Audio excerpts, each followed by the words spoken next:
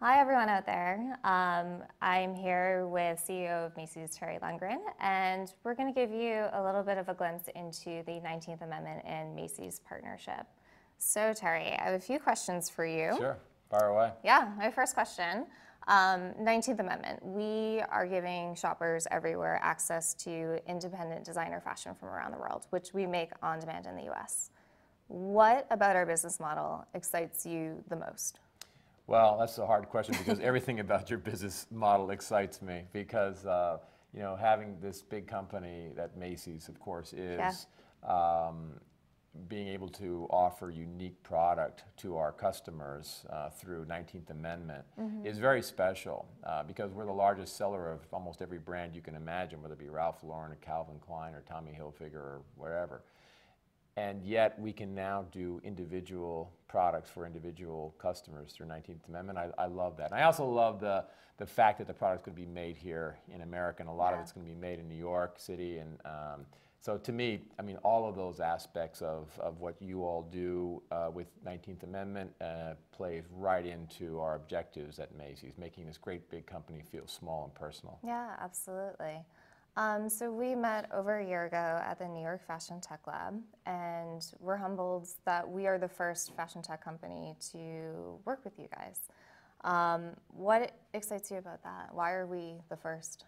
Well, first of all, I think you and Gemma, I think, you just made a great impression on me and others in our company about how passionate you are and what your mission is, what you're trying to accomplish. And we spend a lot of time at Macy's trying to help young designers with our incubator programs in various cities and in our own training programs, just to give people a chance, just to give people the opportunity. So I think what you're doing was really exciting to us, and anything that we can do to be helpful to these young designers who have the talent but perhaps don't have the resources to get the exposure to customers. I mean, this to us is an ideal marriage. Yeah, 100%. I mean, we have designers from a few of your incubators, and I think it's just such a great opportunity to bring what you're already doing to a much larger audience. So we're thrilled.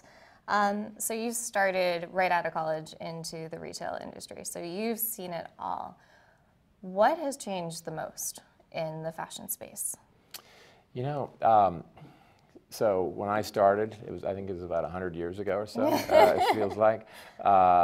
I started in Los Angeles at a company called Bullock's Department Store. It's now called Macy's. And Macy's has basically rolled up all of these local stores, department stores around the country into the Macy's brand and the Bloomingdale's brand.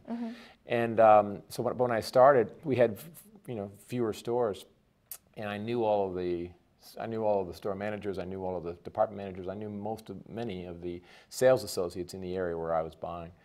And I think what's changed is just the pure size of us, and we work in our company very hard with a program called My Macy's to try to replicate that, by having people on the ground that really are feeding us with local information back to the central organization, but always trying to tailor the assortments to the local communities. Because what someone wants in Los Angeles is quite different than what someone wants in Minneapolis, which is quite different than what somebody wants in Orlando.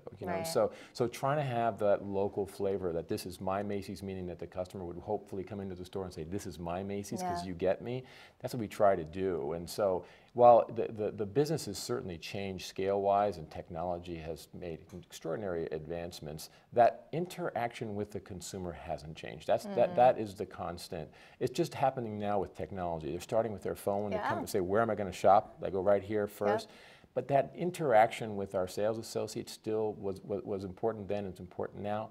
And then they might go home and buy it, on their phone or on their, tablet device or something like that. And so some of those things have changed, but that core mission of, I love this product, this product looks good on me, there's a relationship and association with a person perhaps in the store or online communicating that message, that hasn't changed. Yeah, absolutely. We agree. I mean, we're seeing it from the more tech space, and what we do is we look at the data around each designer and see really what audience they're resonating with. Sure. So it's that touch point. It's making sure that they can communicate directly with the designer and through us, and I think that's so important to carry across all channels. Right, I agree. So where do you think things are heading? I think it's more of what we've been seeing over the last 10 years in particular, and that is technology becoming an important role in how consumers are shopping and how, where they're getting their information, how they're getting their information. And you know, consumers just have choices today. They have many choices of where they're going to shop and who they're going to buy from. Transparency is obvious, and so with all these things, I just think technology is going to continue to aid in the shopping process. And fortunately, our company has been a big investor in technology for many, many years, and we're now the 7th largest internet company in the country. Wow. And so a lot of people don't know that. So now you do. Yeah, now you do. So that's going to continue, and that is, you know, we actually say we don't really care how the customer ends up buying from us, as long as she buys from us or he buys from us. And so we're going to continue to push this move toward more technology to make the shopping experience easier and more transparent for the consumer. Right. No, I completely appreciate that. That makes complete sense. So you've seen a lot of designers' careers over the years. I think things have changed a lot in the industry. What do you think it takes for a designer to make it in the digital age? Well, I think first of all, it all goes back to the individual's talent and what they bring to market. Okay, what is it that they're bringing to market that's different, that's unique, that stands out, that when people will wear that particular product, if it's apparel, that people say, like what you're wearing, doesn't that look great? You know, and so it stands out. So I think that starts with that pure talent. Yeah.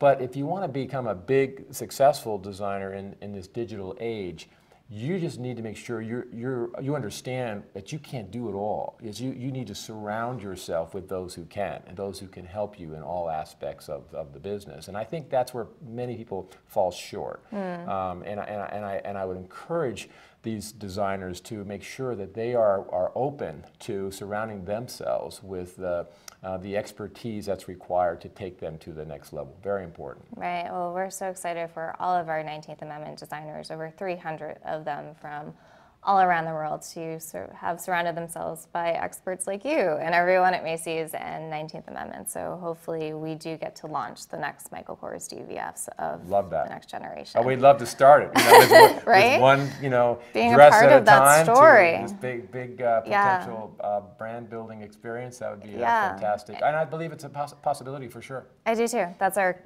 entire mission, and to have shoppers have that first piece in their closet and own a piece of fashion history. I mean, what better thing could you do? Absolutely. It's I love awesome. that. So we have one final question, Sure. and this is very like startup, and we're a fashion tech startup, so we don't do beer and pizza. We do oysters. You don't? No. You don't? Just tell our oysters. I have experience with oysters. Yeah? Yeah. Because so you like them?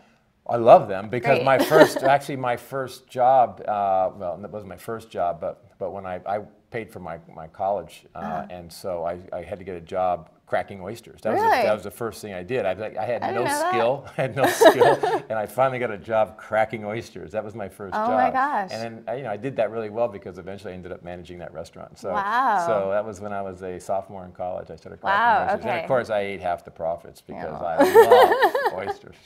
Well, we'll keep that in mind. You can come work for 19th Amendment anytime. Awesome, love that.